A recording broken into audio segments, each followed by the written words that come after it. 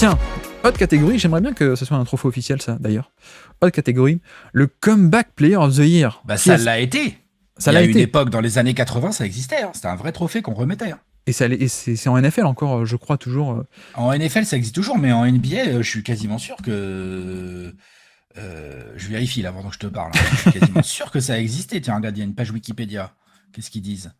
Hop. Ouais, voilà. Bon, 6 ans. Il y a eu Bernard King en 81, Gus Williams en 82, Paul Westphal en 83, Adrian Dantley en 80. Les mecs qui reviennent de blessure, en gros. C'est ça, voilà. C'est un peu l'idée. Donc, quel est pour toi ton Comeback Player of the Year 2024, qui a manqué la saison 2023, du coup, et qui, cette année, est revenu très fort? Pour moi, c'est... Je sais pas, je pense que... Enfin, pour moi, il y a un gagnant clair cette année, c'est Jonathan Isaac. Ouais.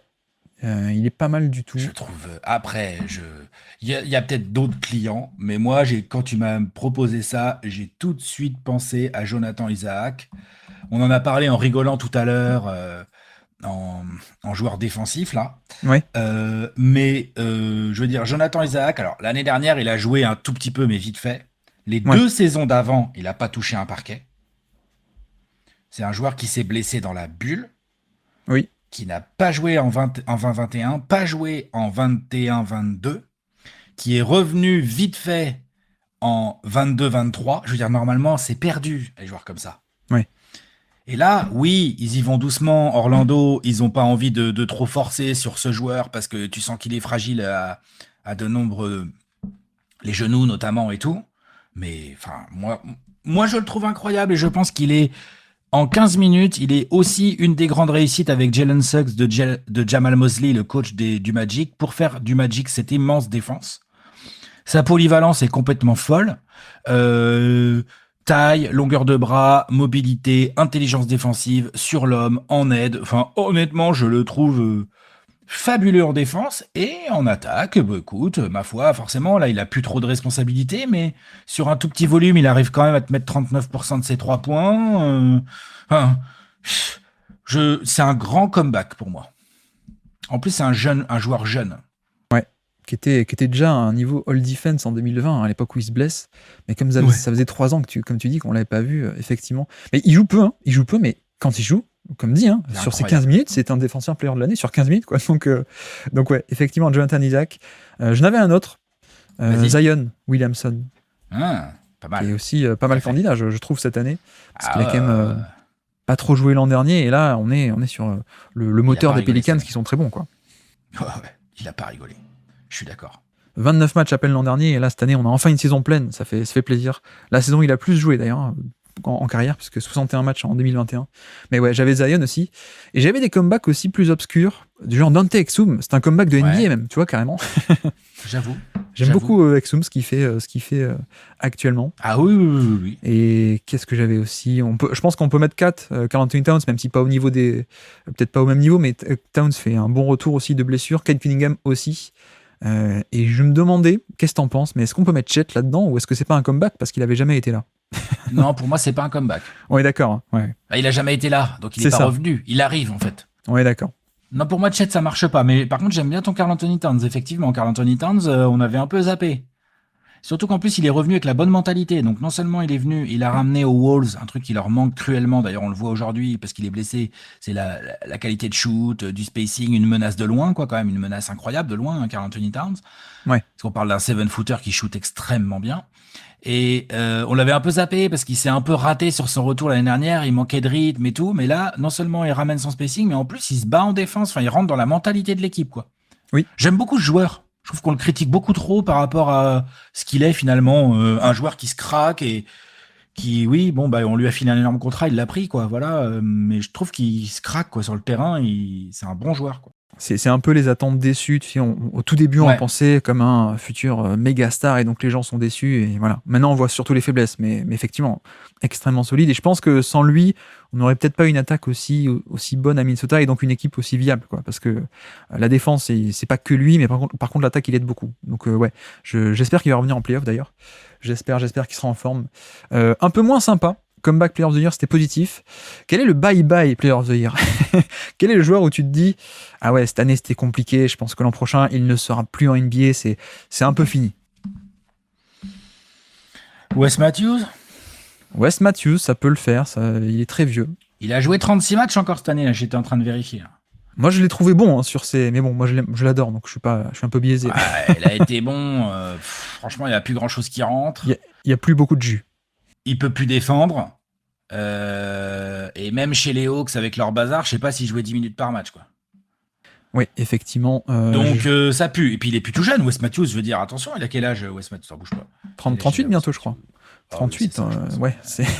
37 ans. Il aura 38 ans en octobre. C'est pour ça, ouais. Est-ce que... Non, ça compte, hein. Est-ce que Wes Matthews sera dans un effectif NBA l'an prochain? C'est pas sûr. Tu sais que c'est pas gagné, ouais. C'est pas sûr du tout. Je pensais, moi, j'avais PJ Tucker. Ça sent pas très bon, PJ Tucker. Hein. Ça sent la fin, quand même. Hein. Non. C'est clair que Tyronn Lue, il l'a vu arriver, il a fait « tu vas pas jouer ». Tucker, je crois, il est encore plus vieux en plus, hein, pour le coup. Et il a un gros contrat. Il a l'âge de LeBron, je crois, quasiment. Et tu vois, sur le papier, on aurait pu se dire, bon, c'est génial, PJ Tucker dans cet effectif des Clippers qui aime bien le switch parfois, ou qui a besoin de 3&D à côté des superstars. Et pourtant, ça colle pas. Et on a vu que ça fait 2 ans qu'en fait, tu sais, il fait des lignes de stats où il passe des matchs entiers sans prendre de tir même. Bon, là, ça sent un peu la fin, quoi, je trouve. Je trouve PJ Tucker. Qui est-ce que j'avais noté aussi? Est-ce que DeAndre Jordan, c'est bye-bye player of the year, DeAndre Jordan, ou est-ce qu'il va encore continuer à avoir des contrats juste sur son sourire? Moi, je pense qu'il peut encore avoir un contrat, DeAndre. Ouais. Tu penses il peut encore en avoir un, ouais. Ok, ouais, je pense. Après, malheureusement. Est-ce que... J'ai posé la question d'Isaiah Thomas, qui est chez toi, là, actuellement, sur des contrats de 10 jours. Oh, je le compte même pas. Ouais, il est pas dans la ligue. C'est vrai, t'as raison. Ils lui ont fait un contrat, mais ils le font même pas jouer. Même dans les matchs, l'autre jour, je sais plus quel match il y avait... J'ai même tweeté là-dessus. Où, en gros, il y avait un garbage time de fou furieux des Suns pour une fois que les Suns sont devant et tout. Bah, Isaiah Thomas, il rentre même pas. Oui, c'est vrai. Quel match c'était? C'est ridicule. Du coup, pourquoi tu le signes en fait? Si même dans des gros garbage où il y a plus 20, tu le fais pas jouer, à quoi il sert? Et donc, retournons un peu plus positif tout de même. Le Watch Out Player of the Year. Alors, qu'est-ce que c'est Watch Out? C'est le joueur où tu te dis, bon, lui, il a montré de très belles choses. Je pense que je parie sur lui. Il va exploser l'an prochain. Quel est le Watch Out Player of the Year 2024 pour toi, Alex? Pour moi, il y en a un évident. Il y en a même 2 assez évidents, pas tout à fait au même niveau. Il y en a un qui a explosé là sur cette deuxième partie de saison et qui, je pense, est capable de faire ça sur des saisons entières, c'est Jalen Green. Ouais. Je pense qu'il est capable. Il faudrait qu'il le prouve, mais s'il est capable de jouer comme il joue là depuis 25 matchs sur une saison entière, c'est un All-NBA arrière, quoi, tu vois. Donc c'est quand même pas rien. C'est un candidat All-Star et tout, quoi. Donc c'est très très sérieux. Donc lui, il fait partie, pour moi, ça serait peut-être mon choix numéro 1, quoi, le Watch Out Player of the Year, Jalen Green. Sinon, j'ai parlé de lui vite fait dans les progressions, mais tu vois, Kuminga, par exemple, faut voir ce qu'il est capable de faire si pendant une saison entière, il se retrouve titulaire à l'aile. Oui.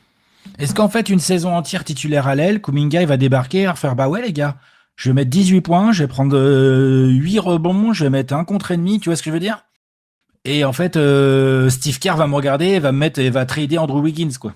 J'avais aussi dans ma shortlist Jalen Green, mais je me demande s'il va pas prendre un tout petit peu plus de temps au point d'arriver. Peut-être. Peut-être que c'est pas pour la saison prochaine, Jalen Green. C'est ça. Mais ça peut aussi, hein, parce que franchement, ce qu'on a vu dernièrement, c'était quand même de très gros progrès. Hein. Gros progrès. Est-ce que Nasrid, on le met là-dedans aussi? Imaginons qu'il est free agent, qu'il ait son équipe l'an prochain. Je suis pas sûr. Tu le mets pas là-dedans, toi? Non. D'accord, ok. Non, je le mets pas. Moi, Nasrid, je dis pas qu'il est à son plafond, attention. Hein. Je pense qu'il peut faire mieux que ce qu'il fait cette année, mais je pense qu'il est quand même dans un rôle vraiment parfait pour lui, là. Tu le vois pas exploser beaucoup plus, quoi, finalement? Non, pas tellement plus, non. Eh bien, moi, j'avais un certain Emmanuel Quickley dans cette catégorie, pour mon Watch Out Player of the Year. Parce que j'aime vraiment beaucoup. Il arrive à Toronto où il va avoir plus de responsabilités. Il en a déjà, actuellement. Bon, il y a le problème que l'équipe ne sera pas compétitive, a priori. Mais j'ai aucun mal à le voir prendre en volume. Il est déjà efficace, il a déjà du bon passing, il est plutôt pas mal défenseur, mais voilà, si tu me dis l'an prochain, Quickley, il a une ligne de stats de joueurs stars, voire il flirte avec le All-Star Game, ça me surprendait pas. J'aime beaucoup Quickley. J'entends, surtout qu'il va avoir des minutes pour le coup. Il va avoir de quoi jouer, quoi. Ça, c'est sûr. À Toronto, là... Ouais, j'aime bien. Qu'est-ce que tu penses de... C'est peut-être un peu trop tôt, hein. Qu'est-ce que tu penses de Jérémy Sohan? Je suis pas hyper fan. Tu sais qu'il a bien, il finit bien la saison. Hein. Il finit bien. Enfin, il montre beaucoup de choses intéressantes. de faire aussi bien que de faire aussi mal quand début de saison. D'accord. Mais il montre beaucoup de choses très intéressantes. Je trouve très impressionnant en défense et en attaque quand il est dans son vrai rôle. En fait, il est pas si mal. Hein. D'ailleurs, vu que tu parles des Spurs, moi, il y en a un qui sur la fin de saison là, est en train de prendre des minutes. C'est Blake Wesley, qui est en train de monter dans la rotation. J'aime bien aussi. Après, je veux bien voir dans une vraie rotation d'équipe qui tanque pas en fin de saison Blake Wesley. Mais si, d'ailleurs, Jalen Green, j'en avais un autre des Rockets. Est-ce que Amen Thompson peut pas nous faire des trucs très cool aussi dès l'an prochain? Peut-être un peu tôt. Oui. Alors pour le coup, oui. Et puis je sais, oui, sûr que si. C'est très impressionnant ce qu'il montre là pour ses débuts. Mais c'est des débuts, donc il va forcément faire mieux l'année prochaine, je pense. Tu vois, c'est vraiment un rookie qui a joué quoi? Il a joué combien? 40 matchs? Je sais pas. Pas combien de matchs il a joué, mais tu vois, il a raté quand même une partie de la saison, mine de rien. Hein. Faut voir aussi le fit peut-être avec quand Sengun va revenir, parce qu'au niveau spacing, les deux, c'est pas non plus idéal, quoi. Mais c'est ça, donc ça va aussi être à Udoka. Je pense que Amen Thompson, ça va aussi pas mal dépendre des choix d'Udoka. Ouais. Là où je pense que Jalen Green, il y a plein d'équipes NBA dans lesquelles tu le mets, c'est le ball handler numéro 1 et scorer numéro 1 l'année prochaine. Donc on a du Jalen Green, on a du Quickly, on a du Kuminga aussi que tu as cité, effectivement, ça fait un beau trio, je suis d'accord. Ouais. Merci d'avoir écouté cet extrait. S'il vous a plu, l'émission complète est disponible en description et on se donne rendez-vous sur le feed principal du Basket Lab pour l'intégralité des podcasts. À bientôt.